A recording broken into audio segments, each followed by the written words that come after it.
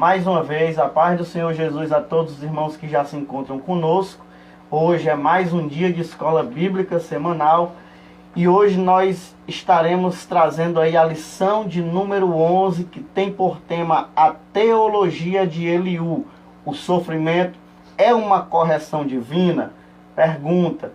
Hoje, mais uma vez, estou eu aqui na companhia do nosso irmão Evandro Costa, que vai estar também comentando a lição de hoje. Salve os nossos irmãos, irmão Evandro, Deus te abençoe, a paz do Senhor Jesus. Pai do Senhor Jesus, boa tarde aos meus queridos e amados irmãs que nos acompanham por esta live maravilhosa, que Deus os abençoe e que nesta tarde o Espírito Santo possa nos iluminar para que nós possamos, em nome de Jesus, nesta tarde, sair daqui onde você está edificado pela palavra de Deus. Lembre-se que nesta tarde será tratado um assunto muito maravilhoso.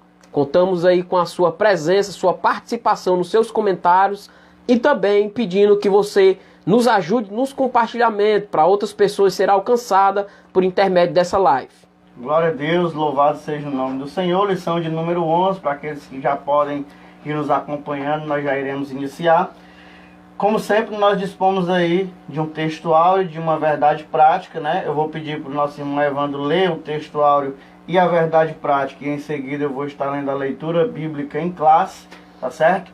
E nós já introduziremos aí a nossa lição de hoje. Glória a Deus. Eu convido a você que está na sua casa, nos acompanhando no seu trabalho, para nós ler juntamente a lição de número 11, texto áureo, que nos diz o seguinte, está lá em Jó, capítulo de número 36, versículo de número 15. Ao aflito, livra da sua aflição, e na opressão se revela aos seus ouvidos. Jó, capítulo 36, versículo 15. Verdade prática nos diz o seguinte: o sofrimento não deve ser visto apenas sob o aspecto punitivo, mas principalmente educativo. Glória a Deus. A nossa leitura bíblica em classe, ela está situada em Jó, capítulo 32, os versículos de 1 a 4, Jó, capítulo 33, versículos de 1 a 4, Jó 34, versículos de 1 a 6 e Jó 36, versículos de 1 a 5, que diz o seguinte: Então, aqueles três homens cessaram de responder a Jó, porque era justo aos seus próprios olhos. E acendeu-se a ira de Eliú, filho de Baraquel, o Buzita, da família de Rão. Contra Jó se acendeu a sua ira, porque se justificava a si mesmo mais do que a Deus. Também a sua ira se acendeu contra os seus três amigos, porque não achando que responder, todavia condenavam a Jó. Eliú, porém, esperou para falar a Jó, porquanto tinha mais idade do que ele. Capítulo 33, versículos de 1 a 4. Assim, na verdade, ó Jó, ouve as minhas razões e dá ouvidos a todas as minhas palavras. Eis que já abri a minha boca, já falou a minha língua debaixo do meu paladar. As minhas razões sairão da sinceridade do meu coração e a pura ciência dos meus lábios. O Espírito de Deus me fez e a inspiração do Todo-Poderoso me deu vida. Respondeu mais Eliú e disse: Ouvi vós, sábios, as minhas razões, e vós, instruídos, inclinai os ouvidos para mim, porque o ouvido prova as palavras, como o paladar prova a comida. O que é direito, escolhamos para nós, e conheçamos entre nós o que é bom. Porque Jó disse: sou justo, e Deus tirou o meu direito. Apesar do meu direito, sou considerado mentiroso. A minha ferida é incurável, embora eu esteja sem transgressão. Jó 36, do 1 ao 5, diz o seguinte: prosseguiu ainda Eliú e disse: espera-me um pouco e mostrar-te-ei que ainda há razões a favor de Deus. Desde longe repetirei a minha opinião, e ao meu Criador atribuirei a justiça. Porque, na verdade, as minhas palavras não serão falsas contigo. Está em um que é sincero na sua opinião. Eis que Deus é muito grande, contudo a ninguém despreza. Grande é em força de coração. Amém? Louvado seja o nome do Senhor. Eu queria, antes de mais nada, lembrar os irmãos que No contexto do Antigo Testamento, nós encontramos algumas pessoas com o nome de Eliú, né? Então, diante desse cenário que nós estamos vendo aqui, eu já queria dizer para os irmãos que esse Eliú a qual nós estaremos tratando hoje, ele não é aquele Eliú citado por Samuel, ele não é o Eliú irmão de Davi, ele não é aquele Eliú citado no livro de 1 Crônicas. Esse Eliú aqui, o texto é bem claro, porque mostra de quem ele é filho, mostra onde ele se situava. Talvez, né, possivelmente, segundo alguns intérpretes da palavra de Deus, esse Eliú possivelmente fosse um parente muito próximo de Abraão, né, por viver Jó aqui no período patriarcal. Então, esse Jó, na realidade, esse Eliú, ele não é nenhum daqueles Eliús, né, que são mencionados no decorrer do Antigo Testamento. É importante a gente separar isso para que não haja, né, ninguém confundindo aí as personalidades aí do Antigo Testamento, visto que as Escrituras Sagradas, elas nos permitem, né, encontrar muita gente aí tendo o mesmo nome. Então, nós partindo desse princípio, estaremos agora introduzindo aí a nossa lição. A paz do Senhor para todos que já estão conosco, irmã Terezinha, irmã Claudinha, né? Eu vi aí o meu irmão Eliésio, Deus abençoe a sua vida, nosso irmão Francisco também. Deus abençoe a todos os irmãos que já estão conosco. Compartilhem aí, porque outras pessoas possivelmente não estejam sabendo aí que nós retornamos com a nossa aula hoje, visto que na semana passada a nossa aula foi adiada. Então, já gravamos a lição de número 10 e hoje estamos disponibilizando aos nossos irmãos aqui a lição de número 11. Uma outra coisa que eu queria pontuar na lição de hoje, irmãos, é que esse jovem que aparece aí no final do livro de Jó, ele, biblicamente falando, é notável que ele é o mais novo dentre todos aqueles que falaram dos amigos de Jó, né? Lembrando que ele é aquele que esperou mais tempo para falar, mas também é um daqueles que falou mais, né? Um daqueles que mais expôs aí a sua opinião. Como ele diz, ele esperou um bom tempo ouvindo os demais falar e agora ele daria a sua opinião aí, evocando aí e dando ênfase mais ao nome de Deus, né? E aquilo que Deus possivelmente quisesse do que a sua própria opinião. Então, possivelmente, esse jovem seja o mais coerente, na nossa opinião, é o que mais tem coerência na teologia que expõe, né? Diante de todos os seus amigos que falaram, Eliú é aquele que mais se aproxima daquilo que Deus queria que fosse pontuado. Não é à toa que no final Deus vai chamar a responsabilidade aos 3 amigos anteriores de Jó, mas a Eliú Deus não vai mencionar. Então, possivelmente, Deus, apesar dos poucos equívocos que nós vamos ver aí na teologia de Eliú, ele é aquele que mais se aproxima daquilo que Deus queria mostrar para Jó. E aí tudo começa no título da nossa lição de hoje, né? Que tem por tema a teologia de Eliú, o sofrimento é uma correção divina. E aí, você que nos assiste, você que está conosco nesse finalzinho de tarde, você concorda que o sofrimento é uma forma de Deus corrigir o homem? Será que Deus ele precisa, através do sofrimento, corrigir a humanidade em que ele domina? Será que de fato nós podemos olhar para todo e qualquer sofrimento como uma forma de Deus punir a humanidade ou de Deus corrigir os erros da humanidade? É dentro desse contexto que nós estaremos pontuando a lição de número 11 nesse dia de hoje. É bem notório nós observarmos dentro desta lição, a qual o diácono Cláudio já pontuou algumas pontuações, lembrando a você que é uma das perguntas bem interessantes a qual já foi falado nesta tarde. Mas se você prestar bastante atenção, nós já passamos, como já foi dito, pelos 3 amigos de Jó. Mas quando nós chegamos na lição de número 11, nós observamos que Eliú é um dos que aproxima mais da sua fala a Deus. Não é dizendo que Eliú se equivocou em algumas partes, sim. Ele não ficou fora disso, mas ele é um dos que realmente falou mais a respeito de Deus, ao seu respeito. Se você observar, os 3 amigos de Jó se posicionaram mais na questão da sua tradição, na questão de cultura, mas Eliú foi um pouco mais diferente. Mas na sua fala ele entrou em alguns equívocos que levou ao respeito à vida de Jó. É interessante, irmãos, nós observarmos que três coisas são importantes aqui nesse contexto que nós estaremos falando no decorrer da lição de hoje, né?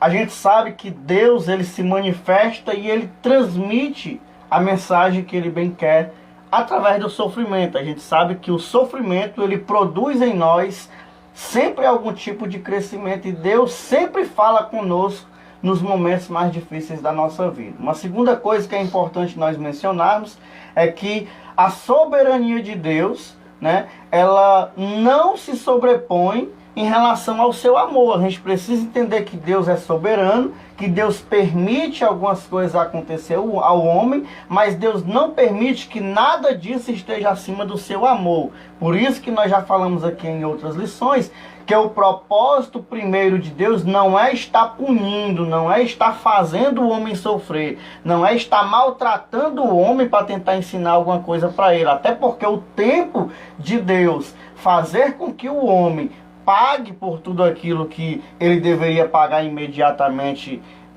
ao momento que ele comete determinados erros, não é agora. A gente sabe que haverá um tempo em que Deus se manifestará contra a humanidade para que possa puni-la de fato. Nesse momento, a gente sabe que Deus, ele trabalha mais por intermédio do seu amor do que por intermédio de qualquer, como é que eu posso dizer, de qualquer tratamento em relação ao homem. Nós precisamos entender que até quando Deus corrige o homem, a Bíblia diz que ele corrige porque ele ama, e não simplesmente para maltratá-lo, não simplesmente para que o homem venha sofrer e que Deus tenha prazer no sofrimento humano. É importante nós entender que quando Deus permite que o sofrimento se achegue ao homem, é porque Deus quer corrigi-lo, Deus quer tratá-lo, Deus quer atraí-lo para mais próximo dele. E por fim, é importante a gente mencionar também que Deus não tem prazer no sofrimento, né? Deus não tem prazer em ver o homem sofrer. Tem gente que prega um Deus que parece que se sente feliz em ver o sofrimento humano. Mas, irmãos, isso não é o Deus que nós servimos. A Bíblia Sagrada é bem clara que Deus, inclusive com relação à morte, né? Às vezes o ímpio, por pior que ele seja, a Bíblia diz que Deus não tem prazer na morte do ímpio. Porque Deus não tem prazer no sofrimento. Na realidade, o que Deus faz é ganhar em cima de tudo. Quando o sofrimento acontece com o homem, Deus tira aquele momento para ensiná-lo alguma coisa que seja de fato importante. Então, é diferente de Deus ter que proporcionar o sofrimento ou algum mal ao homem para que o homem venha aprender alguma coisa. O homem, quando começa a sofrer, 99% das vezes ele está apenas colhendo parte daquilo que ele mesmo plantou. Deus não precisa estar ali fazendo o homem sofrer para cobrar dele alguma coisa. A nossa irmã Claudinha, ela até coloca aí, né, que sim, é no sofrimento que mais aprendemos e somos moldados por Deus. E aí, o autor, ele vai, inclusive, pontuar na nossa lição, e ele vai usar uma expressão que eu achei até, assim, bem propícia para esse momento, né? Bem interessante para esse momento. Ele vai usar a expressão escola do sofrimento, mostrando para nós que o sofrimento de fato, como um dos objetivos da nossa lição de hoje aqui, ele deseja alcançar. Ele é um sofrimento que tem por objetivo maior trazer alguma lição para as nossas vidas. Então, ele, de certa forma, serve para nos aperfeiçoar, ele serve para nos ensinar, né? Ele vem aí para nos acrescentar sempre algumas coisas de bom. Então, o sofrimento, por pior que ele seja, é importante a gente saber que ele é pedagógico, né? Ele tem uma função pedagógica. A função dele, às vezes, é só nos ensinar alguma lição que a gente precisa aprender. E aí, citando aqui a escola do sofrimento, o autor menciona Paulo, né? Porque Paulo, ele vai abrir a boca em Filipenses capítulo 4, versículo 12 e versículo 13, e é ele quem vai dizer aquela dita frase que muita gente gosta de dizer, mas não gosta de passar, né? Sei estar abatido, sei também ter abundância. Em toda maneira e em todas as coisas estou instruído, tanto a ter fartura como a ter fome, tanto a ter abundância como a padecer necessidade, posso todas as coisas naquele que me fortalece. Então, antes de Paulo dizer eu posso tudo naquele que me fortalece, Paulo ele mostra que o sofrimento ele é pedagógico, que eu aprendi a viver assim e aprendi a viver assado. Hoje eu sei estar abatido e sei também ter abundância. Eu sei passar dificuldade e sei também ter fartura. Então Paulo ele mostra que o sofrimento é pedagógico e serve para nos ensinar a nos portar diante dos problemas do dia a dia. Então eu já queria abrir um parênteses aqui e consolar você que está nos assistindo e dizer que se você está passando por algum sofrimento, pelo amor de Deus, não se desespere, né? Esse sofrimento pode ser pedagógico para a sua vida, pode acrescentar muito para a sua vida, pode produzir em você um crescimento que talvez seja exatamente aquele que você tem pedido em oração, aquele que você tem buscado em oração. Eu costumo sempre acompanhar pessoas que dizem assim: irmão, eu tenho orado para que Deus me dê sabedoria, tenho orado para que Deus me dê entendimento, mas eu tenho passado algumas lutas. É exatamente isso. Esse tipo de sofrimento, ele vem para produzir esse conhecimento, para produzir esse crescimento. Portanto, ele é pedagógico e ele tem aí a função de nos ensinar. Paulo deixa isso muito claramente aqui na carta que ele escreve aos Filipenses.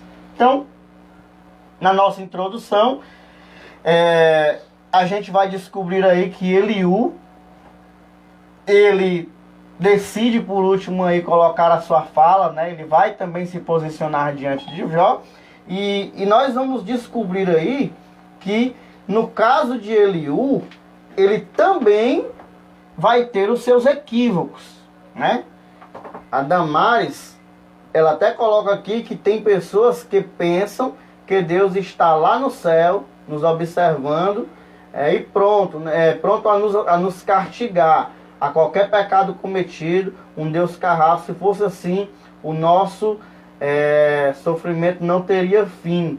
Deus também é amor. E aí, essa questão que a Damares está colocando é exatamente um dos objetivos da nossa lição, entender que Deus é justiça, mas também é amor, e vice-versa. Deus é amor e também é justiça. Infelizmente, tem pessoas que só anunciam o Deus carrasco, outros só anunciam o Deus de amor, mas a gente precisa aí equilibrar, né, tudo isso e mostrar os dois lados que Deus possui. Deus, ele não ama ao ponto de não permitir que essa pessoa seja corrigida, e Deus também não é tão carrasco que não permita que no momento difícil dessa pessoa ela tenha a possibilidade de crescer e de melhorar em cima de tudo aquilo que possa estar acontecendo com ela. Por isso que o nosso autor ele até coloca aqui: para Eliú, os amigos de Jó falharam na exposição de suas ideias, né? Quando se dirigiram aí ao patriarca.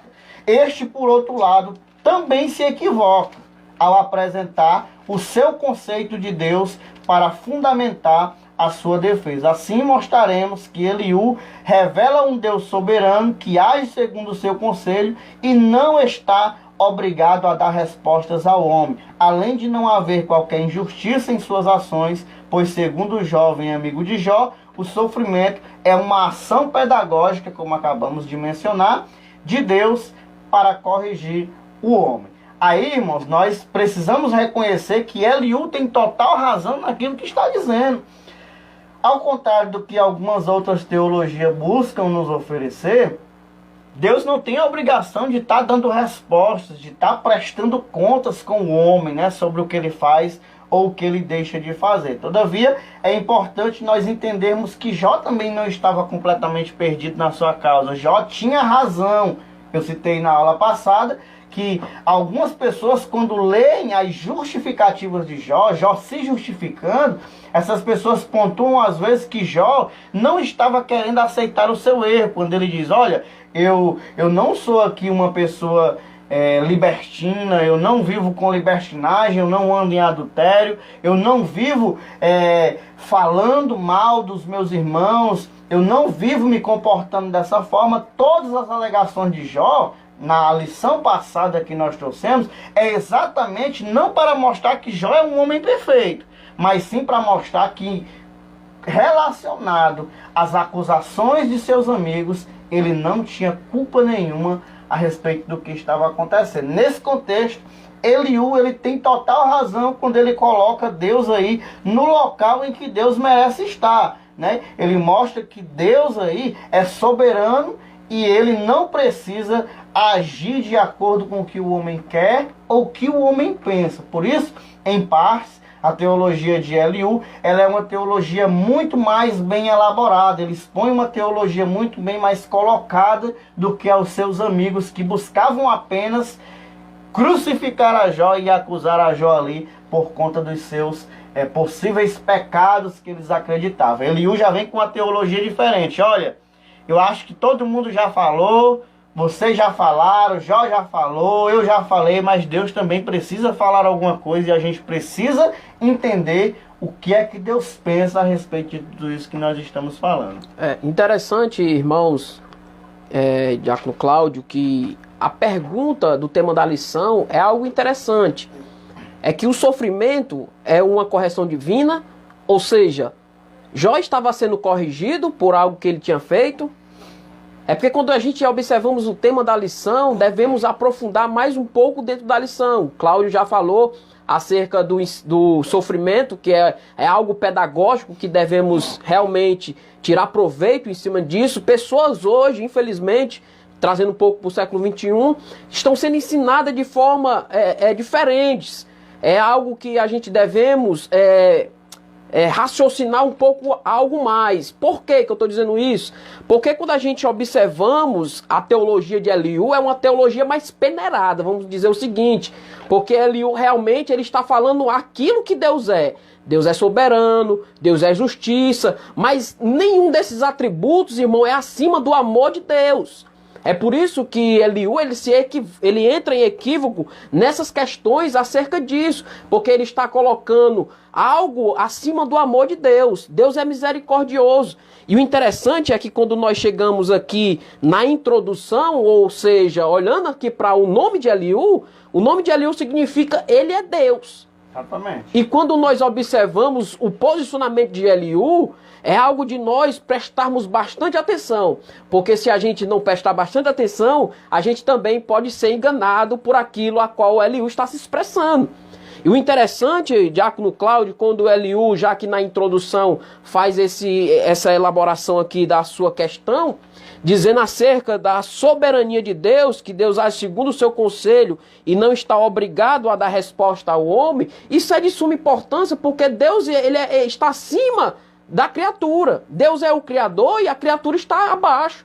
Mas entenda que Deus ele é um Deus de relacionamento. Ou seja, lembramos a você que tudo aquilo que Deus fez em favor à humanidade, ele realmente não deve prestar declarações ao homem. Justamente isso a qual o posicionamento de Eliú. Mas o interessante, irmãos, é que Deus ele sempre é um Deus de relacionamentos. É algo que nós vamos prestar bastante atenção no decorrer da lição. E eu queria agora aqui citar Provérbios capítulo 3, versículo 11, que diz o seguinte acerca da repreensão ou da correção. Filho meu, não rejeites a correção do Senhor, nem te enojes da sua repreensão, porque o Senhor repreende aquele quem ama, assim como o pai ao filho a quem quer bem. Ou seja, observamos esses versículos a qual foi elaborado, trazendo para esta lição é algo de interessante, porque o tema da lição, ele diz o seguinte: o sofrimento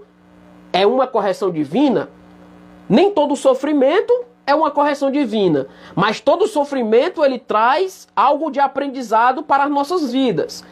É possível nós lembrarmos a fala que eu falei agora anteriormente, é que tem sofrimento, irmão, que tem pessoas que gostam de sofrer, mas tem sofrimento que vai trazer em nossas vidas aprendizado, maturidade, crescimento. Por isso que aqui a lição vai falar acerca do pedagógico. O que é o pedagógico? É uma ciência que dedica ao processo da educação. Ou seja, isso que Jó está passando, irmão, Jó ele suportou, mas ele queria uma resposta de Deus. Ele falou como homem, como ser humano. Por isso que Jó, ele se expressa desta forma. E Eliú, ele fica enfurecido, acendeu a sua ira contra seus amigos e ao mesmo tempo contra Jó.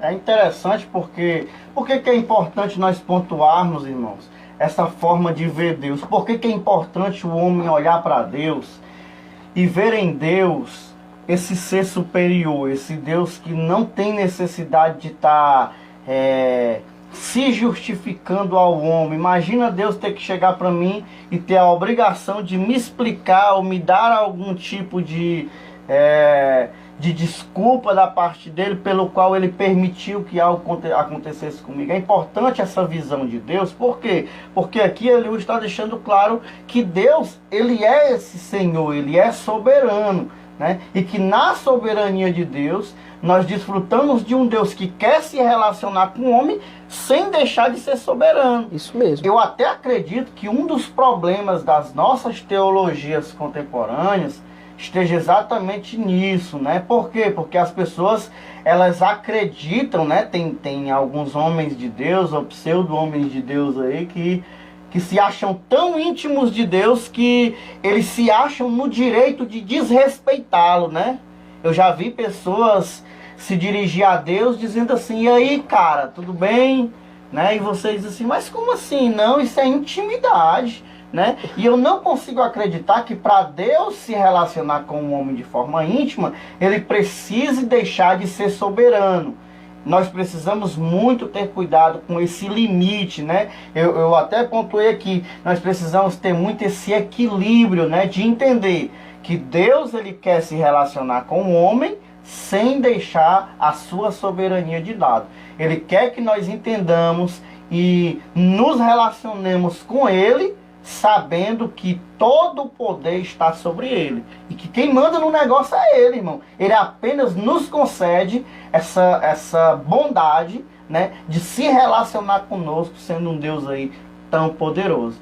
Eu até observei aqui o comentário do nosso irmão Eliésio Monteiro, né, que ele diz o seguinte: Paulo diz que todas as coisas contribuem para o bem daqueles que amam a Deus e que são chamados segundo o seu propósito. Porém, no caso de Jó, é completamente diferente. Ele já está sendo provado para ser aprovado. Mas, na verdade, por Deus, ele já era aprovado. É exatamente quando nós chegamos nesse ponto que a teologia de Eliú, ela também se torna falha, né? Porque, de certa forma, Eliú quer porque quer que Jó não se justifique. E ele vai chegar um momento que ele vai dizer: Jó está se justificando mais do que o próprio Deus, né? Ele está tendo mais justificativas para falar do que o próprio Deus. Então ele se chateia mesmo. O caráter dele, né, comprovadamente é um pouco mais alterado do que os dos demais amigos. Ele tem assim um caráter muito mais à frente, muito mais avantajado aí. Isso era uma dificuldade para ele,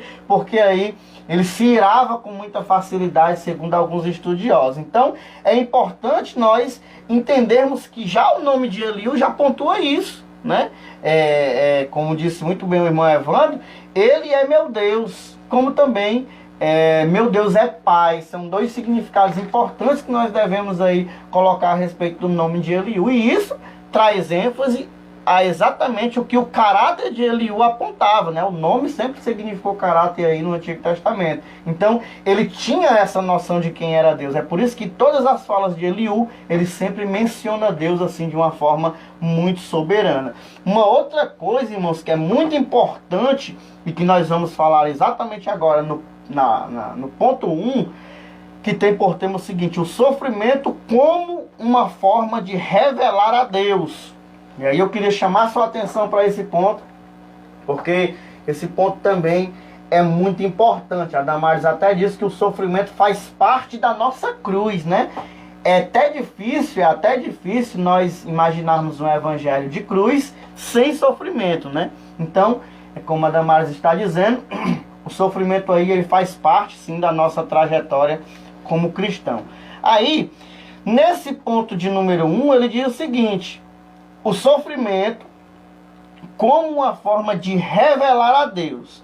Jó havia ignorado que Deus é infinitamente maior do que o homem e não precisa explicá-lo acerca de suas ações, nem de seu silêncio. Ou seja, Deus não é obrigado a explicar por que ele fala ou por que ele se cala. Mas aqui, irmãos, existe algo que eu preciso compartilhar com você, né? Eu preciso aqui que nós pensemos a respeito disso e você pode dar aí a sua opinião. A Damares até coloca aí, não gosto dessa maneira que algumas pessoas falam ou se referem a Deus sem nenhuma reverência, né? Temos que chegar a Deus de cabeça baixa com humildade. Exatamente, nós precisamos entender quem é a pessoa que nós estamos se dirigindo, né? Que Ele é Deus, que Ele é Pai. Eu duvido que os pais de antigamente aceitassem que os filhos se dirigissem a eles nessa condição. Trata Deus como se fosse um objeto, né? Como um amigo ali da esquina, né? Como uma intimidade, às vezes, até um pouco assim, meio que abusada, né? Então, não é legal, não.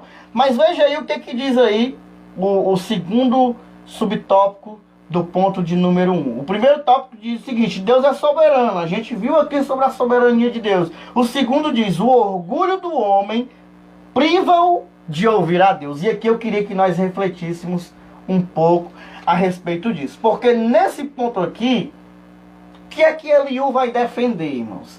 Eliú vai defender que Jó está alegando o silêncio de Deus. Deus não quer me responder, Deus não quer falar, alguma coisa está acontecendo que Deus não me ouve. E aí Eliú chega com uma nova ideia a respeito do silêncio de Deus. E aí ele diz algo aqui que eu fico maravilhado. Ele diz o seguinte: Deus não deixa de se relacionar com o homem quando julga necessário. Por isso Eliú não aceita o argumento de Jó sobre o silêncio de Deus, pois ele fala ao homem de várias maneiras, incluindo sonhos, visões e etc. De acordo com Eliú, o problema não é o silêncio do Altíssimo, mas o orgulho humano que não lhe permite escutá-lo.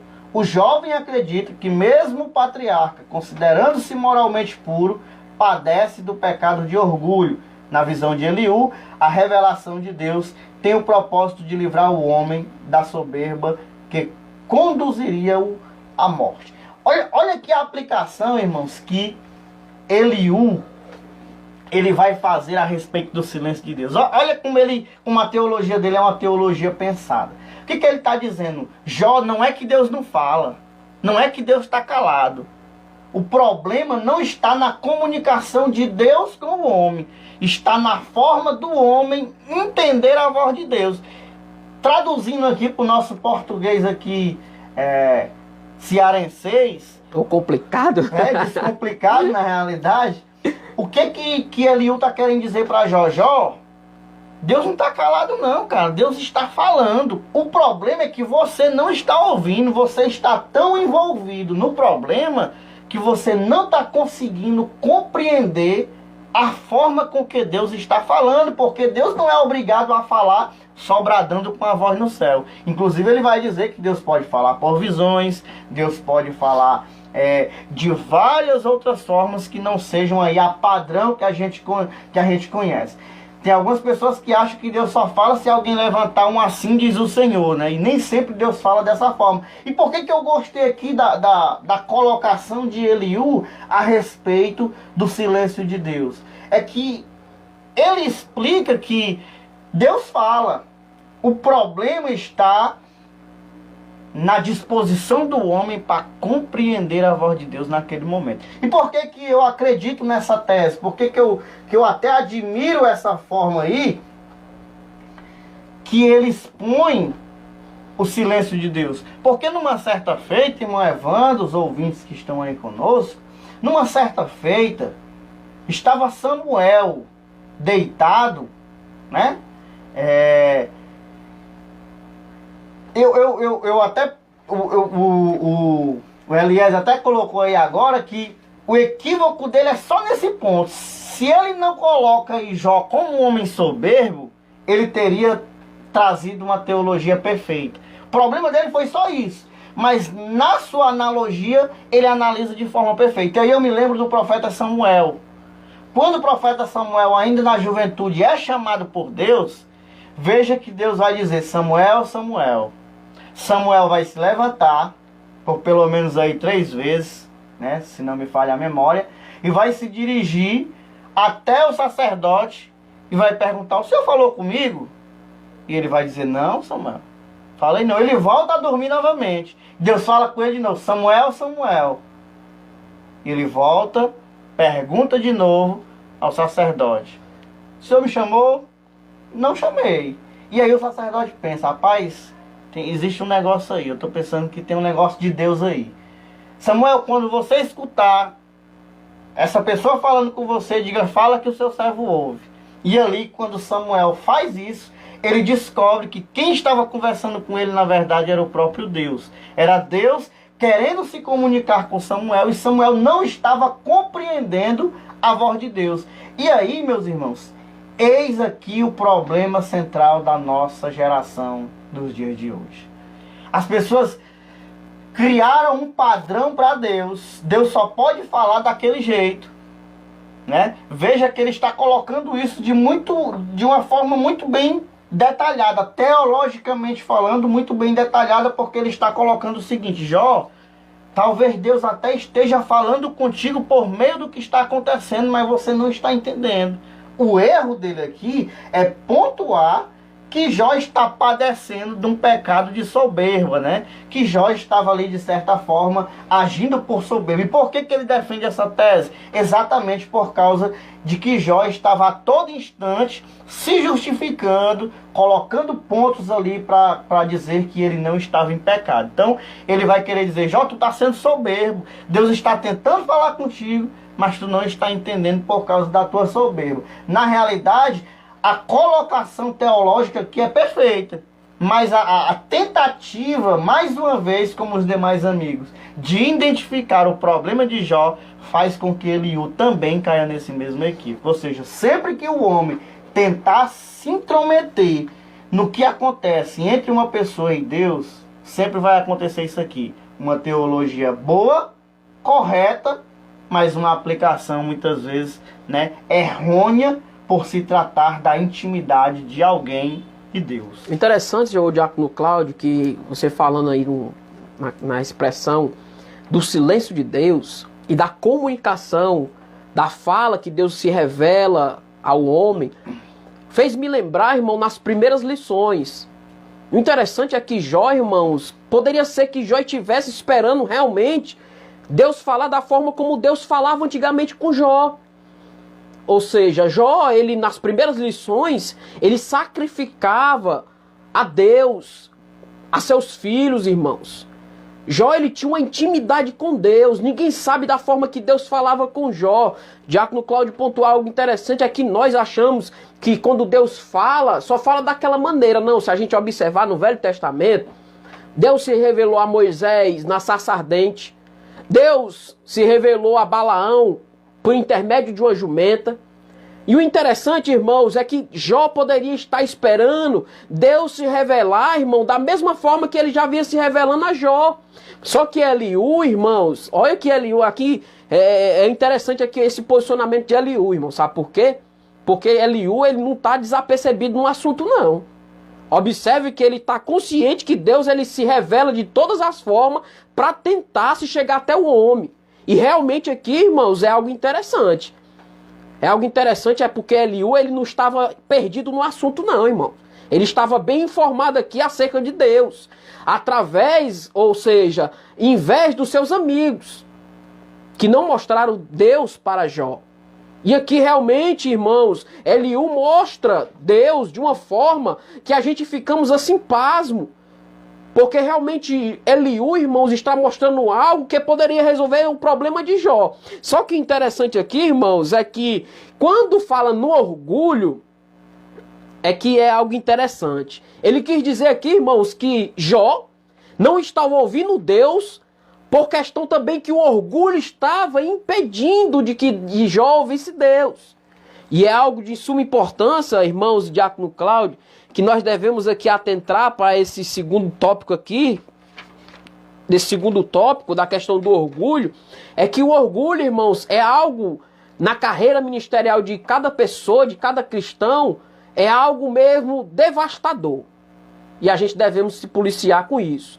Porque a gente, às vezes, irmãos, estamos tão bem que, às vezes, aquele orgulho que está lá no finalzinho, se a gente não tratar ele o quanto antes, ele pode nos derrubar. Só que em vez aqui de dizer que Eliú, que Jó estava com orgulho, irmãos, infelizmente ele entrou realmente em equívoco em dizer acerca de dizer que Jó estava com orgulho, por isso que não estava ouvindo a Deus. Você vê que é uma teologia correta.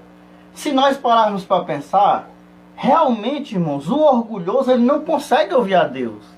A teologia é perfeita. Ele só erra quando ele tenta dizer que Jó é esse orgulhoso que Isso não está mesmo. ouvindo. Então, veja como é interessante a teologia que ele lança aqui. E aí eu queria compartilhar com os irmãos que estão nos assistindo. Será que de fato Deus está em silêncio com você? Você que está nos assistindo, está passando por algum problema, tem desfrutado de um silêncio de Deus? A pergunta é, será que Deus está realmente em silêncio? Ou você não está compreendendo a forma que Deus escolheu para falar com você?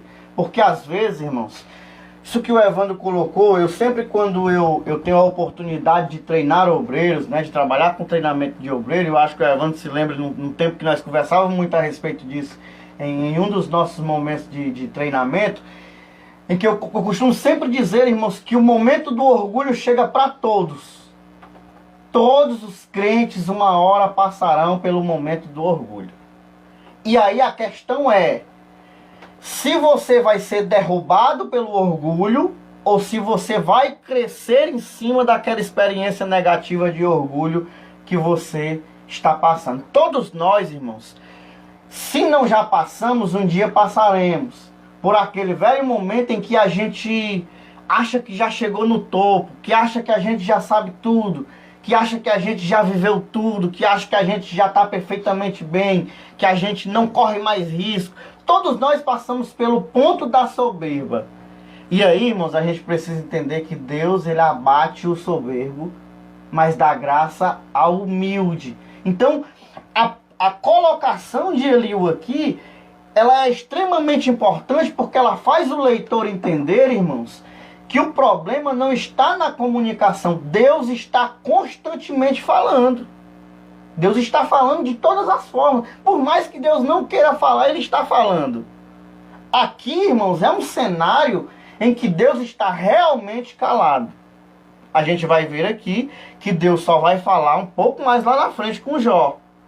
Mas tudo que estava acontecendo nesse caminho era pedagógico. E Jó estava aprendendo porque Deus estava lhe permitindo aprender dentro daquele silêncio. Ou seja, enquanto Deus estava lá calado em relação a Jó, Jó estava aprendendo e era como se Deus estivesse de fato falando com ele ali, ensinando a ele determinadas lições que vão vir por meio das próprias provações que tiveram, dos próprios amigos que tiveram. Com certeza Jó chegou lá no final e tirou conclusões maravilhosas a respeito do que ele passou. Isso significa que durante o silêncio de Deus, Deus também estava ensinando. O que eu quero dizer é que mesmo quando Deus se cala, Ele ainda está ensinando alguma coisa para o homem. Ele ainda está sendo, trabalhando de modo pedagógico para que o homem aprenda e tire conclusões aí importantes para a vida dele. O Eliezer até coloca aqui que o que Eliú dizia para Jó, aí era o seguinte, que depois de Jó ter feito sua última defesa, que foi a nossa última lição, Eliú até considera Jó moralmente puro, mas para ele Jó era que se humilhar, porque na sua defesa ele se ensoberbeceu e não reconheceu nenhum pecado, pois na visão do jovem Eliú, né, tudo tem um porquê. De certa forma também ele agora acusa Jó de pecado oculto. Exatamente. O equívoco aqui é exatamente esse aqui que colocou perfeitamente o nosso irmão Eliezer. O que aconteceu na lição passada? A última defesa de Jó. Jó, ele deixou bem claro que, mediante todas as acusações que ele tinha recebido, nenhuma delas era de fato verdadeira, né? Ele pontua claramente, olha, vocês estão dizendo, eu fiz questão de na lição passada pontuar pelo menos 3 coisas que já vai deixar claro: lascívia, falsidade e adultério. Ele vai dizer, olha, dessas 3 coisas que vocês me dizem, Se eu tenho culpa, pese-me Deus em balança.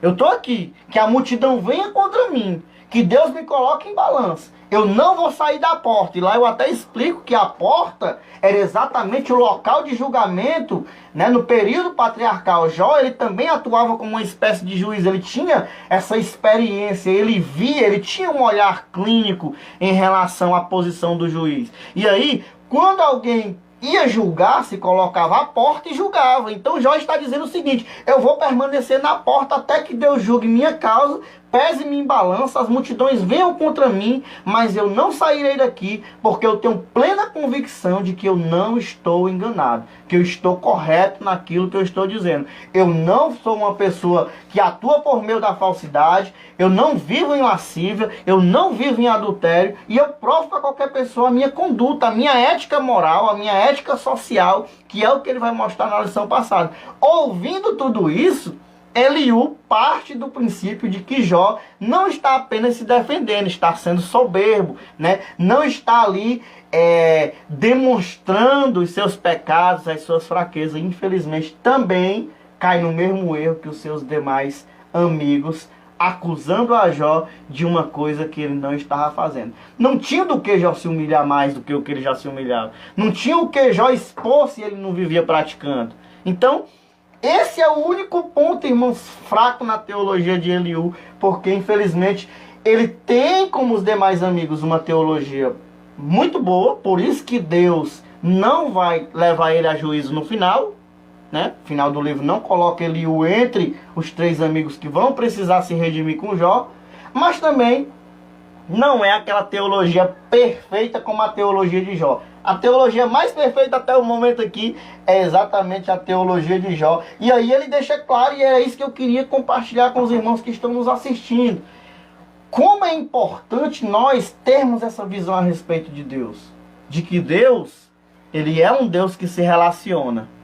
E que não adianta nós criarmos um padrão para Deus, irmãos.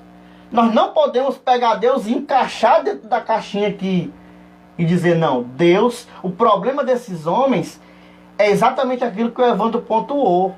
Eles tinham que entender que tudo tinha que ter uma causa e que Jó também estava passando por isso. E é nesse ponto que eles se equivocam, irmão. E aí nós voltamos a falar daquilo que nós falamos com relação aos demais amigos. É regra que o sofrimento ele tem como origem aí a punição divina. Será que Deus está permitindo o sofrimento na vida de alguém apenas para punir essa pessoa, porque essa pessoa cometeu alguma coisa, como diziam os demais amigos de lá? Não, irmãos, nós já demos aqui N exemplos do Novo Testamento, né? Quem pecou? Foi esse ou foi seus pais? Nem ele, nem seus pais. Isso aconteceu para que a glória fosse de Deus. Eu lembro lá de Lázaro, irmãos, na porta do túmulo, quando o próprio Jesus vai testificar que a tua enfermidade ela não é para a morte, é para a glória de Deus. Então tem coisa, não dá para padronizar Deus, não dá para colocar Deus numa caixinha, irmão, e moldá-lo, dizer que Deus, existe uma palavra na Bíblia chamada multiforme, né? Deus ele atua de modo multiforme. É a multiforme graça de Deus que permite que Deus se manifeste na vida do homem de várias formas. E Eliú está dizendo aqui, olha, Jó, Deus pode falar por sonho, Deus pode falar por visão, você pode ouvir a voz de Deus, você pode ter uma experiência sobrenatural. Não é à toa que essa teologia vai ser proveitosa para Jó lá no final, porque como é que Deus vai falar com Jó? Do meio de um redemoinho. Talvez da única forma que Jó não esperava que Deus falasse. Mas ele compreendeu, como ele já tinha total ciência, de que Deus deseja assim se relacionar com o homem.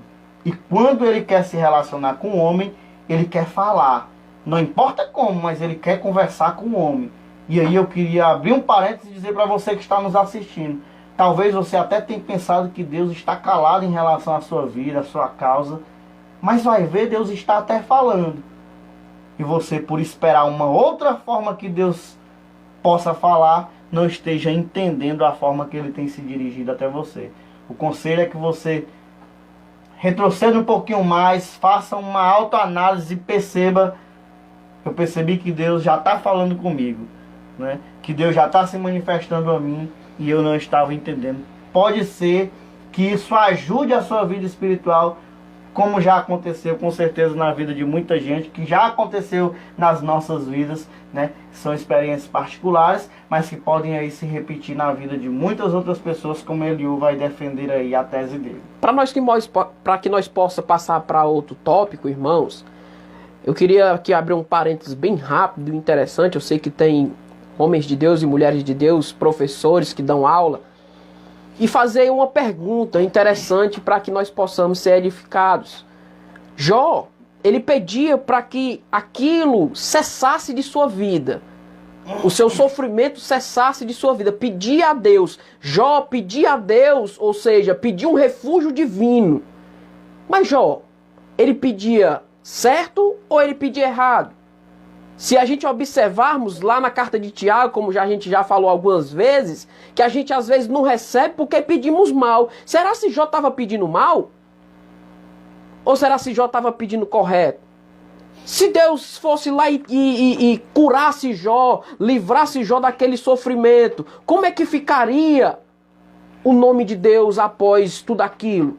Porque o que estava em jogo, irmãos, se a gente lembrar algumas aulas passadas, o que estava em jogo, irmãos, era que Satanás ia até Deus e interrogava Deus dizendo de certa forma, ó, ele só é assim porque tu cercaste de bens, a tua mão está sobre ele.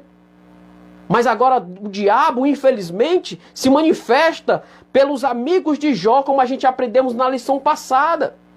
E o que é que ele queria? Ele queria que realmente Jó cedesse. Não era assim?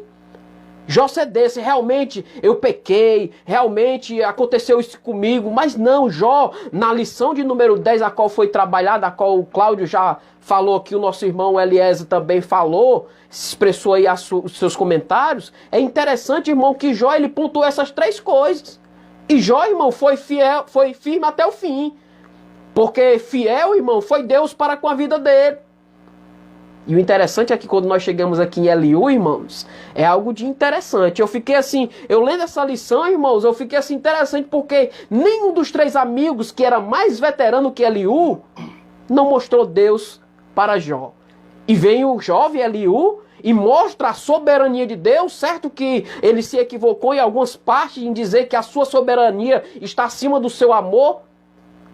E ele entra em equívoco nessas questões. Eu queria aqui ler Jó, capítulo de número 33, capítulo número 32, versículo de número 9. Nós vamos ler aqui até o versículo 13. Diz o seguinte: os grandes não são os sábios, nem os velhos entendem o que é reto. Pelo que digo, dai-me ouvidos e também eu declarei a minha opinião. Eis que aguardei as vossas palavras e dei ouvido às vossas considerações, até que buscasseis razões. Atentando, pois, para vós, eis que nenhum de vós há que possa convencer a Jó, nem que responda às suas razões, pelo que não digais. Achamos a sabedoria, Deus o derrubou, e não homem algum. Olha só, irmãos, o que é algo de interessante. O posicionamento deste jovem. E a gente, às vezes, não é dando credibilidade a Eliú. O interessante, irmãos, é que nós vemos pessoas, já estou passando aqui para o Cláudio, que há muito tempo está na fé, cabelos brancos, se diz mestres, e às vezes não mostra a Deus para algumas consequência ou algumas atividades. E o interessante é que Deus, irmãos, é algo maravilhoso. É que vê um jovem que esperou pela sua tradição, homens veteranos se posicionarem, e quando esses homens se posicionam, e quando Jó faz a sua última defesa, se levanta este Jó, mostrando algo de interessante, mas que infelizmente, por questão de algumas partes, entrou em equívoco na sua fala. Mas Deus, irmãos, é soberano, mas o amor de Deus está acima de todas as coisas. Deus é amor, mas Ele é justiça. O que é interessante nesse texto que foi lido, irmãos, é a gente voltar um pouco nas lições anteriores, é que na cultura patriarcal, né, naqueles tempos aí, os irmãos que são professores podem aproveitar também, né, tudo isso para enfatizar algo que é importante para os nossos dias. Na cultura patriarcal, que era costumeiro? Os menores, os mais novos, ouviam mais e falavam menos. Os mais idosos, por serem julgados como aqueles que tinham a experiência, a voz da verdade, né, da experiência, eram aqueles que sempre se posicionavam primeiro, aqueles que sempre falavam primeiro, e os jovens falavam por último, né? Como a gente vai ver aqui no exemplo citado hoje. Por isso que Eliú é o último que fala, porque naquela cultura os jovens eram os últimos a falar.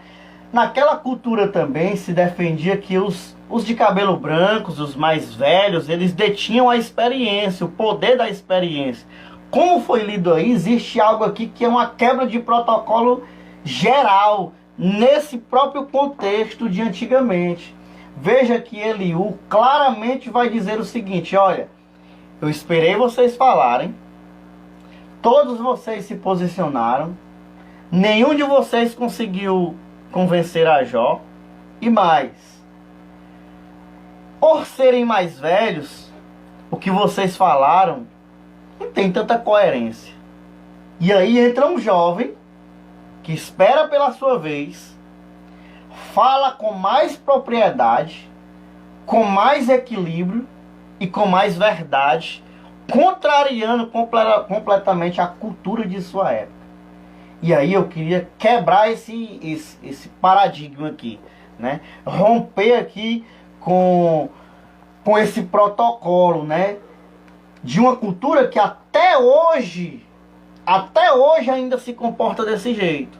Uma cultura que às vezes não valoriza o jovem que fala porque ele é novo, né? Porque ele não é uma voz altiva, porque ele não tem tanta influência, tanta experiência. O texto bíblico está nos mostrando que experiência nem sempre resolve causa, nem sempre resolve problema, nem sempre expressa a vontade de Deus. Às vezes é necessário a gente entender pelo texto bíblico, né? Que cabelos brancos, irmãos, não significam toda a experiência. Claro que nós devemos sim honrar os mais velhos, dar sim ouvidos aos mais velhos. Eu particularmente amo escutar pessoas de mais idade, porque eu aprendo muito com elas. Mas nós não podemos dizer que a sabedoria, o próprio Eliú vai dizer, olha, a sabedoria que vem de Deus, não existe esse negócio de ela estar com o mais velho. Deus usa quem Ele quer e fala através de quem Ele quer. Eliú vai deixar isso muito claro. Deus fala por intermédio de quem Ele quer, da forma que Ele quer. Portanto, nós não podemos, irmãos, desprezar o jovem porque ele tem pouco tempo na fé, né? E aí eu queria até fazer valer aqui as palavras do nosso irmão Josimar, né? Logo mais atrás aí, louva a Deus pelo belíssimo trabalho dedicado ao ensino, né? Um abraço aí, ele manda para nós que estamos aqui. É uma pessoa que bem mais antiga, né? Que muito nos influenciou, muito nos ajudou hoje a trabalhar com essa transmissão, né? Dando ouvido, sim, à nossa juventude. Talvez outras pessoas com sua experiência, né? Com suas capacidades, tivessem dito, não, vocês são muito novos aí no negócio, deixa para outras pessoas que já têm mais experiência. Então, a igreja hoje, irmãos, pelo amor de Deus, a igreja hoje ela é carente de jovens com a oportunidade. Por quê? Porque hoje se criou uma imagem que jovem não tem compromisso, como se todo jovem fosse assim. Claro que por causa de outros pagam, né? Infelizmente essa é a nossa cultura. Mas isso não é verdade, irmão. Dizer que o mais novo não detém a verdade, que a sabedoria de Deus não se manifesta com o jovem, isso não é verdade. Está aí a própria teologia de Eliú, com todos os seus equívocos, mostrando que, querendo Deus, Ele usa quem quer. E está aí a história do Antigo Testamento para provar e mostrar quantos jovens, quantos meninos, quantos homens franzinos, iniciando na caminhada, foram usados por Deus para marcarem a sociedade de suas épocas. Portanto, a questão não é a idade, não é quantos anos tem, não é o tempo de vida, o tempo de ministério, né? A questão é o quanto de Deus essa pessoa busca. Pode ser que alguém que tenha 100 anos de fé, né, exagerando aqui no lado bom da palavra, não tenha tanta sabedoria, entendimento, que alguém que tenha 10, 20 anos de fé ali, mas que busca constantemente a Deus por isso. Então, hoje não dá mais, irmãos, para se medir espiritualidade por idade, por tempo de experiência de fé. Eu conheço jovens aí que é muito mais prazeroso você escutar do que qualquer outro adulto que tem por aí. Eu vejo jovens de conteúdo, pessoas que têm muito a oferecer para a sociedade, mas que por causa desse tipo, às vezes, de costume, né, como era o costume de Eliú aqui, na época de Eliú, em que os mais velhos eram mais respeitados em detrimento dos mais novos, são desprezados e se tornam em desuso, caem em desuso, não são utilizados muitas vezes na obra de Deus, tendo grandes potenciais, né? O Everton até coloca isso aqui, ele comenta um pouco mais acima, o nosso pensamento são limitados perante o trabalhar de Deus com cada situação em nossas vidas. Ele conclui no final aqui dizendo, não medimos conhecimento e sabedoria por idade, né? Mas o quanto ele busca de Deus. Essa é a nossa visão, essa precisa ser a forma de nós analisarmos essas coisas. Então, é mais um ponto na teologia desse jovem aqui que eu admiro demais. Ele quebra esse protocolo que era muito forte em sua época. É mais um ponto que chama muito a nossa atenção, é a forma dele expressar esses detalhes aí, né, em relação aí à teologia de Eliú. Então, pontuamos agora o mistério da redenção, né, mesmo que de forma bem resumida. O mistério da redenção aqui coloca que Jó, ele via na expressão de Jó 33, 23, né, ele pontua aí a importância de um mediador, né, de alguém que esteja aí mediando aquilo que está acontecendo com ele. Por isso, acredita-se e defende-se essa tese aí entre muitos pensadores de que isso fosse uma teofania de Deus, né, e que isso fosse uma aparição aí do próprio Deus, do próprio Cristo, né, se manifestando aí através do Antigo Testamento. Ainda está congelado aí, qualquer coisa a irmã sai e volta novamente, tá certo, irmã? Pode ser que se resolva. Nós estamos dando uma olhadinha aqui e aqui possivelmente já tenha normalizado. Qualquer coisa a irmã sai e volta novamente, que aí dá certo. Obrigado, Terezinha, obrigado, Claudinha, aí pelo feedback. Né? A gente viu aí que esse mensageiro aí pode ser aí uma teofania, pode ser uma aparição do próprio Cristo aí, né? Que era aquilo que Jó tinha necessidade, alguém que mediasse a sua causa. Lembrando que a Bíblia diz que só há um mediador entre Deus e os homens, Jesus Cristo, o homem. Essa aparição desse ser aí, ela pode muito bem ser aí uma teofania. Se você não sabe aí o que é teofania, inclusive a nossa revista, eu acho que ela traz o significado de teofania aí no final. É uma aparição ou revelação da divindade, uma manifestação de Deus. De forma mais clara, são formas com que Deus se manifesta ao homem, né? São aparições. Por exemplo, quando Moisés está ali falando com a sarça ardente, aquela sarça ali, ela representava o próprio Deus. Então era uma teofania de Deus. Não se estava conversando com uma sarça, mas conversando com o próprio Deus. Isso é chamado na teologia de teofania. Então, no segundo ponto aí, diz o seguinte: o sofrimento como meio de revelar a justiça e a soberania de Deus. E aqui era outra coisa na teologia de Eliú que eu queria pontuar dentro dessa lição, inclusive no nosso subsídio didático pedagógico. Existe uma colocação do autor aqui muito maravilhosa que eu fiz questão de marcar, porque talvez seja exatamente aquilo que esteja acontecendo com você que está nos assistindo, com alguém que está aí nos acompanhando. Às vezes nós sempre olhamos o sofrimento pelo lado mais negativo que tem. Mas a verdade como diz o nosso autor aqui, é que Muitos dos grandes homens e mulheres de Deus tiveram grandes experiências com o Criador em seus momentos de sofrimento. O sofrimento, ele é tão pedagógico que ele produz em nós sempre algum resultado positivo. E eu acredito piamente, irmãos, que todos os crentes têm uma boa história para contar relacionados ao momento difícil que tenham vivenciado. Eu acho que todo crente, irmãos, tem um testemunho para contar do período de sofrimento que enfrentou. Olha, eu passei por esse momento, eu sofri assim e assim, mas eu tirei conclusões para a minha vida, aprendizados para a minha vida que são impagáveis, que eu não tinha conseguido. Eu particularmente não vou entrar no mérito próprio de testemunho particular, mas se eu fosse contar, talvez nesses 10 anos de fé, as maiores experiências que eu particularmente tive, que eu vivenciei, os momentos que eu mais cresci, foram exatamente nos momentos de sofrimento, momentos de lutas, né? Então, o autor, eu acho linda essa expressão, na escola do sofrimento. Essa escola, irmãos, de fato produz muitos ensinamentos para as nossas vidas.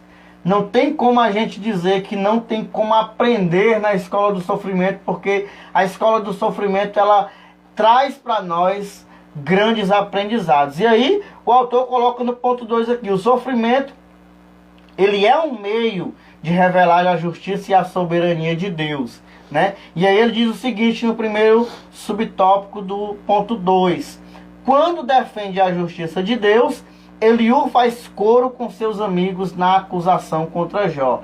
Em sua perspectiva, os argumentos de Jó não passavam de insolência, né? Ou seja, para eles era uma espécie de atrevimento, de arrogância, de orgulho ofensivo para com Deus. Então, aqui é um momento, né, que eu acredito que seja aquele que nosso irmão Eliésio pontuou logo mais no início. É aquele momento em que Eliú se iguala aos seus amigos, né? Ele infelizmente, ele passa a argumentar de forma negativa contra Jó, baseado em tudo aquilo que Jó já havia justificado. Então, o segundo subtópico aí, ele vai dizer o seguinte: o caráter justo de Deus. Para não haver dúvida, Eliú passa a descrever o caráter justo de Deus. Primeiro, ele age com justiça quando retribui ao homem aquilo que ele merece. Segundo, Deus não precisa prestar contas de seus atos com ninguém.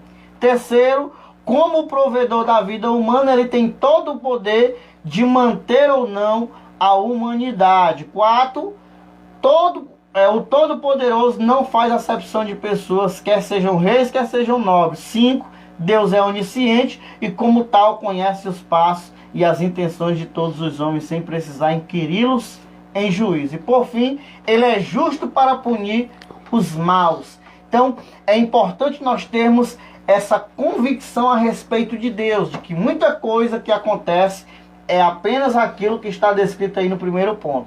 Ele age, né, e retribui ao homem simplesmente aquilo que o homem merece. Ou seja, Deus, irmãos, assim como está escrito, não nos permite carregar um fardo maior do que o que nós possamos suportar. Eu não consigo acreditar que alguém sofra mais do que merece. Alguém colha mais do que tenha plantado. Para mim, é impossível que o homem se justifique dizendo que está colhendo alguma coisa que não plantou, que está passando por alguma coisa que ele não merece. Por isso, assim como Eliú defendia aqui nesse primeiro ponto, eu também acredito que Deus retribui ao homem apenas aquilo que o homem merece. Nada mais do que isso.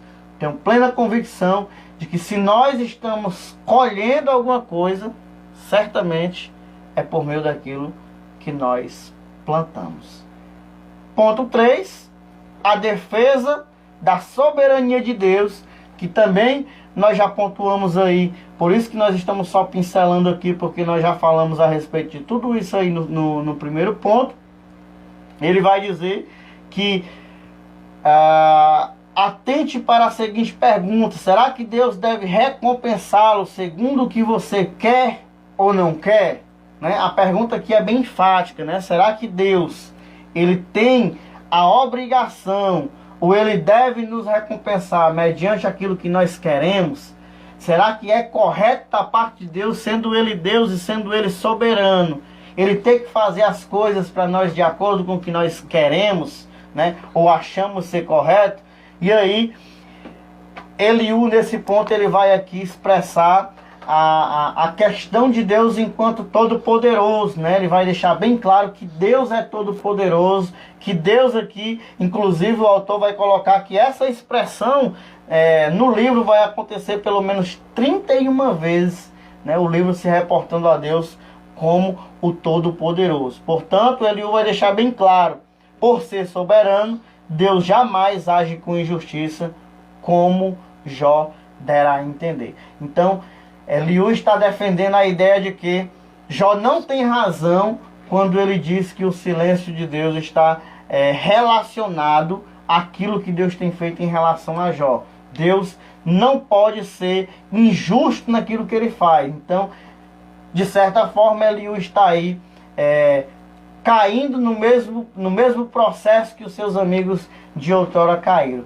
Contemplando o problema que Jó está vivendo numa outra dimensão, entendendo o problema aí de modo equivocado, achando que Deus não sabia o que estava acontecendo com Jó, né, por Deus não agir em favor de Jó, e achando que Jó estava em total desacordo com a vontade de Deus e por isso estava aí pagando, né, de certa forma, pelos seus erros. Então, por fim, desse segundo ponto, ele coloca que é preciso destacar duas coisas a respeito da fala de Eliú. A primeira delas é que, assim como os seus amigos, ele erra por partir do princípio de que Jó havia cometido pecado. E em segundo lugar, Eliú exalta apenas a justiça de Deus e nada diz a respeito da sua misericórdia. São os dois erros clássicos aqui que nós vamos encontrar na teologia de Eliú. Primeiramente, ele cai no erro dos seus próprios amigos, né? Por mais que ele julgasse que os amigos estavam errados, que os amigos não tinham acertado em suas colocações, ele vai também cair nesse erro de achar que Jó estava cometendo pecado. E também um segundo erro, né? Porque ele coloca muito em xeque a justiça de Deus, mas ele exclui aí de certa forma o lado amoroso de Deus, colocando Deus aí apenas como um ser carrasco que pune, né, e que disciplina, mas que não age aí através do amor. É interessante, né, irmão, esses dois pontos que já foi elaborado. A gente, como o Diácono Cláudio falou, apenas estamos passando bem rápido, porque a gente já foi tratado aqui alguns assuntos. Mas o interessante, irmãos, é que se não fosse essas duas condições a qual Eliú pensou acerca de Jó, poderia ser que este homem estava ali para reanimar a Jó no seu sofrimento. Lembrando a você que Eliú, ele se equivocou nessas duas condições, de dizer que Jó tinha pecado e na questão da soberania de Deus, ou seja, que a soberania de Deus está acima do seu amor, esquecendo que Deus, ele é amor e também é justiça, mas acima de tudo isso está o seu amor. E quando chega aqui no final da sua expressão, ou seja, no primeiro ponto aqui do segundo tópico, é interessante, irmãos, que ele vai falar, para que o Diácono Cláudio já possa ir para o tópico 3, dizendo o seguinte: como pode o Todo-Poderoso agir com injustiça? Deus, ele nunca age, irmão, injustamente. Deus, ele é justo nas suas ações e também no seu agir. Lembrando a você que esses homens a qual se posicionaram, irmãos, é algo de suma importância nós que estamos nessa caminhada lembrarmos que nem tudo nós devemos ou conseguimos explicar Deus. Lembre-se disso, que esses homens tentaram. Esses homens não, né? Porque realmente os três amigos se posicionaram mais nas tradições e nas culturas, né? Mas Eliú aqui, ele até tentou, irmãos, explicar Deus, sabendo que Deus ele é soberano, mas o seu amor está ali sempre nas suas misericórdias. Mas lembre-se que nós nunca vamos conseguir explicar Deus. Lembre-se que Deus, ele é inexplicável. Exatamente. E aí, antes de nós entrarmos na nossa conclusão, nós temos aí o sofrimento como instrumento pedagógico de Deus. Eu costumo dizer que quando isso acontece com a nossa revistinha da Escola Bíblica Dominical, eu costumo sempre resumir os dois últimos pontos, porque eles, de certa forma, repetem meio que os pontos primeiros, né? A nossa revista, ela aqui e acolá, ela traz sempre os pontos finais muito parecidos, ou às vezes até iguais os primeiros pontos. E aqui nós vamos ver de novo no ponto 3 o sofrimento como um instrumento pedagógico, que é aquilo que nós já falamos no decorrer da lição. Então, nesse terceiro ponto, ele vai utilizar aqui também 2 pontos, né? Em que ele vai pontuar o primeiro, o caráter pedagógico do sofrimento. Há uma diferença entre o pensamento teológico de Eliú e de seus amigos, isso a gente já sabe que é verdade. A gente já viu a diferença de Elifaz, Bildade e Zofar, enquanto a sua teologia para com esse último jovem chamado Eliú. A forma de eles apresentarem a sua teologia é uma forma bem diferente, bem mais... a forma de Eliú é bem mais colocada, né? Muito mais bem especificada, e por isso eu acredito que logra mais êxito essa última do que as 3 primeiras. Então, o autor, ele também pontua que acreditavam eles que o sofrimento de Jó era por causa de um pecado cometido. Eliú também acredita nisso, como vai dizer o nosso autor, mas ele vai ainda um pouquinho mais além, né? Porque embora ele compreenda que durante a sua aprovação Jó se comportou de forma pecaminosa, Eliú também introduz a ideia de que o sofrimento tem um caráter pedagógico. Nesse ponto ele ganha total credibilidade, ele ganha total apoio aí de todo e qualquer leitor, porque de fato, através do sofrimento, nós conseguimos sim tirar dele grandes lições. Inclusive eu pontuei algo aqui que eu queria ler para os irmãos, que é muito interessante quando o autor diz o seguinte: o caráter pedagógico do sofrimento está na capacidade de nos fazer refletir e voltar para Deus. Dessa forma, os justos compreendem ou aprendem com o sofrimento. Então, veja que o caráter pedagógico do sofrimento está exatamente nisso, nessa capacidade que o sofrimento tem de nos fazer refletir, pensar e se voltar para Deus. Irmãos, todo mundo que passa, eu preguei segunda-feira na oração e eu dizia, se tem uma hora que o cristão se lembra de Deus, é no sofrimento. Não tem como a gente dizer que isso não seja verdade. Todos nós, quando estamos na peia, irmão, na luta, nós lembramos de abrir um propósito, de aumentar o tempo de oração, de se devotar mais diante de Deus, porque o sofrimento, ele tem esse caráter pedagógico, né? Ele tem essa capacidade de nos fazer refletir e nos fazer se voltar um pouco mais para Deus. Então, é no sofrimento que as pessoas mais se lembram aí de Deus.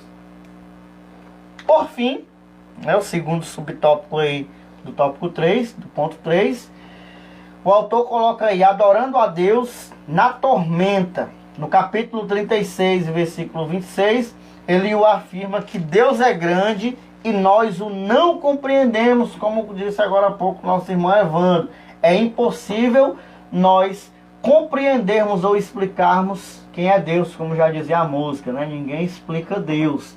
E aqui nós podemos entender que dentre todos esses homens, Elifaz, Bildade, Zofar e Eliú, eles até apresentaram pontos positivos relacionados aí às suas teologias. Todavia, na tentativa de explicar Deus, ou na tentativa de explicar o problema que Deus estava tratando com Jó e não com eles, eles caíram em contradição e em grandes equívocos dentro das suas próprias teologias. Então, não dá para explicar Deus, não dá para compreender Deus no todo, por isso que não dá para explicá-lo. Então, é importante nós entendermos essa questão, né? É muito importante nós partirmos desse princípio, de que nós não conseguimos explicar a Deus porque nós não entendemos Deus como um todo. O que nós temos de Deus é aquilo que Ele se dará a conhecer, é aquilo que Ele permite que nós conheçamos. Por isso, o texto vai nos dizer, a fala de Eliú põe em destaque o argumento contraditório de Jó, que por um lado magnificava a majestade de Deus, mas por outro murmurava contra ele. Nesse aspecto, Eliú acerta em mostrar que a adoração e a murmuração não podem coexistir, pois são atitudes excludentes, ou seja, uma anula a importância da outra. Não dá para eu e você sermos pessoas, né, que estamos em constante adoração diante de Deus e ao mesmo tempo murmurando diante de Deus. Não dá para dizer que nós conseguimos ser adoradores e murmuradores ao mesmo tempo. Ou somos murmuradores ou somos adoradores. Esse é o sentido daquilo que Eliú ele tenta explicar aí como condição para aquilo que Jó estava vivendo. A gente sabe que não é tão coerente aquilo que Eliú está expondo a respeito da murmuração de Jó, né? O que Jó está ponderando nas suas falas é exatamente aquilo que ele estava vivendo, pois é impossível o homem passar por tão grande sofrimento como foi o sofrimento de Jó e permanecer ali em silêncio ou satisfeito em meio a uma situação tão complicada, né? Eu acho que é exagerar demais no contexto que a gente está lendo, né? Com toda sinceridade, hoje eu creio que um ser humano sofrendo, a última coisa que ele, ou a primeira coisa que ele fala em seus lábios é Deus, né? Exatamente. Meu Deus, o que eu fiz, né? A gente pode até observar em vários acontecimentos, muitas pessoas, até aqueles que não creem, né? Primeiramente eles levam os seus lábios a Deus. O que eu fiz para eu estar sofrendo tanto assim, né? Então, todo o sofrimento, como a gente aqui, nem todos os sofrimentos, né, como a gente já aprendeu, alguns sim é provação de Deus, para que nós possamos estar tirando conclusões ou ensinamento em cima disso, mas nem todo sofrimento é aquilo que provém de Deus, ou que muitas pessoas querem porque querem passar pelo sofrimento. A verdade estaria Jó passando por um processo educativo diante de Deus? Com certeza sim, irmãos. Deus não perde a oportunidade de ensinar alguma coisinha a mais para nenhum de nós, né? Ele sempre ganha com isso, em toda e qualquer situação. Tem até aqui um ponto que o autor coloca aqui que eu acho muito interessante no subsídio que ele coloca aqui para nossa reflexão, mostrando a pedagogia do sofrimento, né, da provação, em que ele diz o seguinte: se incrédulos, ele nos ensina a crer. Se intempestivos, disciplina-nos em um amor paciente e temperante. Se indiferente, ele nos leva a chorar com os que choram e a alegrar com os que se alegram. Sim, Deus educava a Jó por intermédio do sofrimento, e o mesmo está ele fazendo conosco também nesse instante, né? Ou seja, Deus também nos permite crescer em cima dos problemas que nós passamos. O Eliezer até pontua aqui, dizendo que é importante dizer que todos eles, inclusive Eliú, pecaram, cada um no seu argumento contra Jó. Tudo porque eles estavam moldados nas suas próprias culturas orientais, né?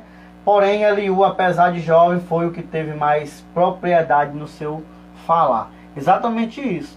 A única diferença aqui, que eu acredito que ele não levou um puxãozinho de orelha da parte de Deus, é que sobre Deus, a teologia de Eliú estava completamente correta. Ou seja, Eliú não apresentou um Deus como os seus amigos apresentaram, que para justificar o pecado de Jó tiveram que usar o nome de Deus e colocar Deus no meio do problema. Na teologia de Eliú não. Ele exclui Deus do problema e prega um Deus soberano. Prega a soberania de Deus em contraposição aí à argumentação teológica dos seus amigos. Então, é importante a gente lembrar disso. porque com certeza isso foi o diferencial lá na chamada que os amigos de Jó vão levar da parte de Deus, né? Do puxão de orelha. Estarão relacionados na lista do puxão de orelha Eliufaz, Bildade e Zofar. Mas Eliú não tem a sua atenção chamada por Deus. Acreditamos, teologicamente falando, e pela interpretação do próprio livro, que pelo simples fato de ele ter apresentado verdades absolutas a respeito de Deus e não ter colocado Deus dentro do problema, chamando a responsabilidade unicamente para Jó, né? Então, para nós entrarmos na nossa conclusão, é preciso nós concluirmos aí entendendo que, apesar de ser o mais jovem, como diz o nosso irmão Eliezer, apesar de ser o último a falar, Eliú é aquele que parece ter mais coerência dentre todos os argumentos. É aquele que possivelmente, se tivesse falado primeiro, talvez tivesse trazido muito mais coisas beneficiadoras para a vida de Jó do que prejuízos como trouxeram os seus demais amigos. Fazer com que seus amigos repensassem no que eles falaram, né? Talvez, se ele tivesse falado primeiro, os amigos tivessem observado, né, por um outro olhar, algumas acusações até um pouco exageradas a respeito da pessoa de Jó, que eles fizeram aí no decorrer de todas essas lições. Conclusão, né? Vimos nessa lição 3 aspectos da teologia de Eliú. Primeiramente, o jovem amigo defende o direito de Deus ficar em silêncio, mesmo quando achamos que ele deve falar. Isso aqui é maravilhoso, né? É uma honestidade muito grande em relação ao que Eliú pensava a respeito de Deus. Deus tem todo o direito de ficar calado, mesmo quando nós achamos que ele deve falar. Porque, infelizmente, tem pessoas que querem obrigar a Deus a se posicionar de alguma forma. Pessoas que acham que Deus tem alguma obrigação de se posicionar e falar, e não falar apenas o que Deus quer, mas aquilo que essas pessoas querem ouvir. Como já disse o Evandro, tem pessoas que pedem e não recebem exatamente por isso. Porque pede mal, pede por seu próprio deleite e finda não desfrutando daquilo que Deus tem, muitas vezes, para oferecer. Ele identifica muito claramente isso. Deus tem todo o direito de ficar em silêncio, mesmo quando eu, você, Jó ou Eliú acreditamos que ele deveria falar para nos consolar. Às vezes nós estamos passando por aquele momento que a gente diz, meu irmão, tudo se resolveria se Deus falasse. Porque aqui vai acontecer algo interessante. Ao invés de Eliú pedir para que Deus fale, você vai ler aí em Jó capítulo 34, versículo 36, ele dizendo exatamente o seguinte: tomara fosse Jó provado até o fim, porque ele respondeu como homem de iniquidade. Aqui o autor vai colocar o seguinte: Pai meu, provado seja Jó até o fim. Ou seja, ele queria que Jó continuasse sendo aí provado para que chegasse aí a um denominador comum e a voz de Deus se manifestasse da forma que eles esperavam que se manifestasse. Todavia, Deus já tinha um plano traçado aí, completo e perfeito, para o final do que estava acontecendo aí na vida de Jó. Interessante, Cláudio, que você falou algo interessante.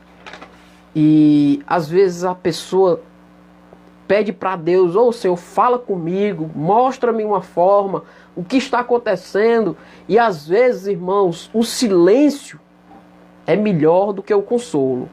Porque às vezes o consolo você vai achar, ou eu posso achar, não, mas eu fiz de um jeito e eu fui lá pedir para que ele falasse comigo, ele falou comigo. Ah, então da outra vez eu vou ver se eu deslizo ali e faço da mesma forma. Então às vezes o silêncio é melhor do que o conforto.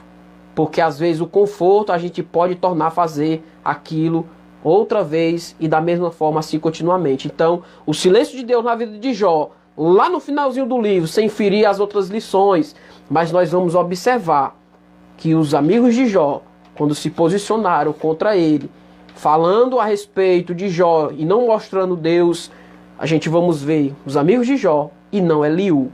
O interessante é que o próprio Deus, aquele que os homens disseram que Jó estava em pecado, o próprio Deus vai dizer: pegue o cordeiro ou o sacrifício e leve para que o meu servo Jó sacrifique para que todos vocês, sem ferir lições, no finalzinho do livro nós vamos estar falando sobre essa questão.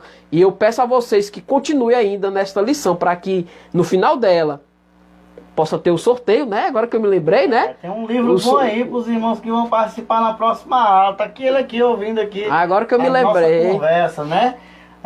Philip Yancey, A Pergunta que Não Quer Calar. É um livro que trata exatamente sobre o sofrimento de Jó. Será sorteado na próxima aula, né? A última lição desse semestre. A última lição, irmãos, eu creio que vai ser uma benção. Jó não sabia de nada, mas eu e você, como leitor, estava sabendo de tudo. Glória a Deus. E por fim, né?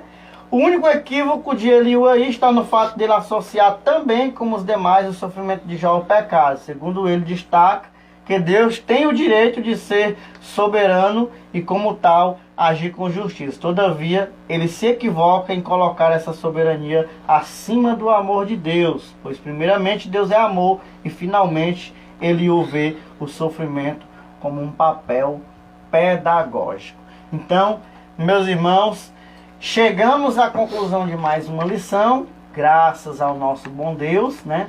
Temos certeza de que era a última lição mais desafiadora que tinha, um pouco mais teológica que tinha. E aí eu queria concluir a minha fala dizendo que o sofrimento, o tema da nossa lição diz, a teologia de Eliú, o sofrimento é uma correção divina. Pode até não ser uma correção divina, mas com certeza será pedagógico para o nosso crescimento, para o nosso amadurecimento, né? Para o nosso desenvolvimento enquanto cristãos, para a nossa saúde mental, espiritual, né? E ministerial aí no nosso dia a dia. Por isso, nós devemos sempre entender que, ainda que o sofrimento nos traga às vezes dores terríveis, desafios inexplicáveis, é importante nós compreendermos que no final de tudo, as lições que nós tiramos em meio ao sofrimento, elas podem marcar completamente e eternamente as nossas vidas. Por isso, nós devemos olhar para o sofrimento não apenas como uma forma de Deus nos punir, porque Deus, como eu coloquei no comentário recente, não vai perder tempo nos maltratando a fim apenas de nos levar a juízo sobre alguma causa. Basta os nossos próprios erros e as consequências desses erros permitidas por Deus para que a gente aprenda as lições que a vida tem aí para nos ensinar. Por isso, se a correção de Deus, quando ela acontecer nas nossas vidas, não for uma forma de Deus nos corrigir, né? Se o sofrimento não for uma forma de Deus nos corrigir, que ainda assim seja pedagógico para o nosso aprendizado e que desse sofrimento nós cresçamos e aprendamos tudo de melhor que nós possamos aprender para o nosso crescimento, aperfeiçoamento e amadurecimento da fé cristã, para que sejamos dia após dia pessoas melhores. Então, a nossa próxima lição, ela vai ser uma lição aí abençoada. Semana que vem nós estaremos aqui mais uma vez com a lição de número 12. E aí a lição de número 12 diz o seguinte: quando Deus se revela ao homem. Hoje nós andamos aí até o capítulo 36. E agora, na próxima lição, nós estaremos nos dirigindo até o final do livro, onde Deus se revela para Jó e muda completamente o cenário dessa história, trazendo aí coisas maravilhosas para o nosso aprendizado, lições extremamente importantes para o nosso crescimento e para a nossa forma de ver Deus e de ver o sofrimento enquanto cristãos aqui nessa terra. Glória a Deus, né, meus queridos? Louvado seja o nome do Senhor.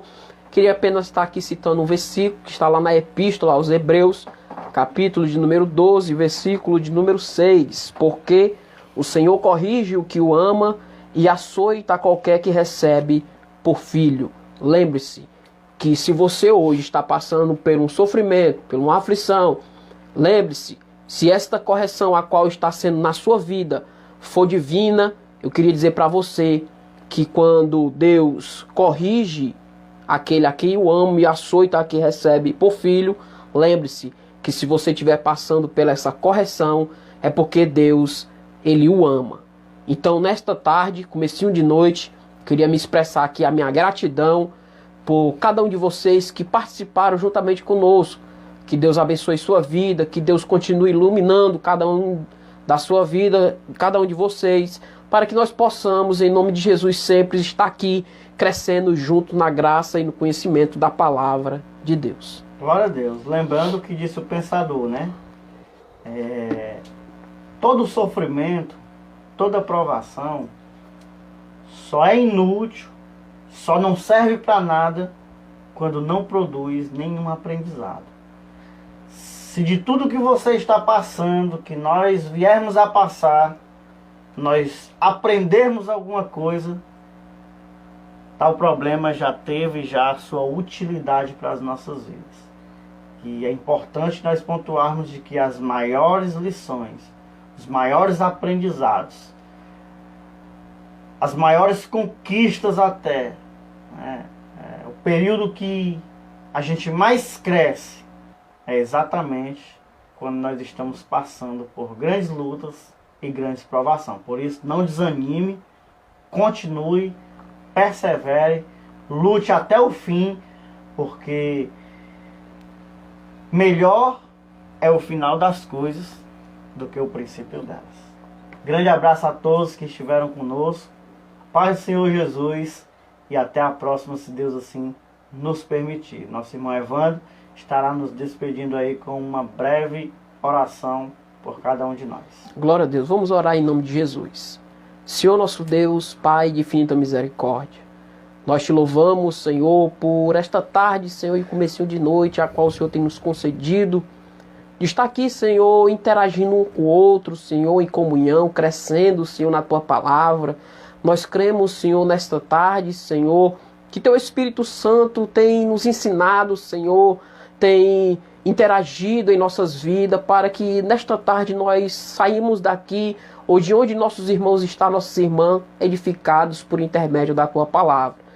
Pois é em nome de Jesus, o Teu Filho, Senhor, que te pedimos a Tua bênção, Senhor, sobre a vida de cada um daqueles, Senhor, que participaram e que ainda vão participar. Que o Teu Espírito Santo, Senhor, fale ao coração de cada servo Teu e de cada serva Tua, Senhor.